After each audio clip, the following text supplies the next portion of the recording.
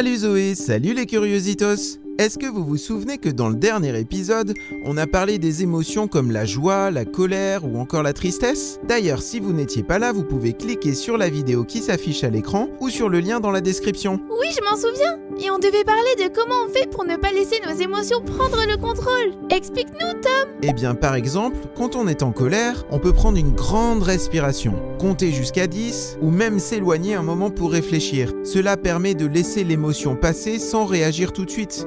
Un peu comme si on appuyait sur le bouton pause avant de répondre. Ah, mais c'est un bon conseil pour ne pas dire des choses que l'on regrettera une fois la colère passée. Et est-ce que quand on est triste, on peut trouver un moyen de se sentir mieux ? Quand tu te sens triste, tu peux prendre un temps pour toi, ça peut vraiment t'aider. Tu peux aussi parler de ce que tu ressens avec un ami ou un adulte en qui tu as confiance. Vous savez les Curiositos, parler de ses émotions, c'est un peu comme allumer une lampe dans une pièce sombre. Tout devient alors plus clair. Mais Tom, parfois c'est difficile de te contrôler. On peut tout oublier quand on est super fâché.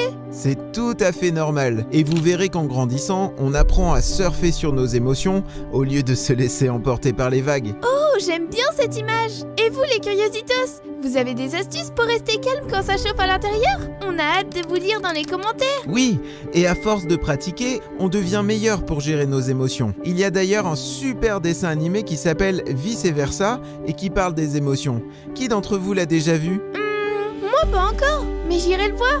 Et si toi aussi tu as aimé cette histoire, tu peux en découvrir une nouvelle en cliquant sur ton écran. À bientôt pour de nouvelles aventures.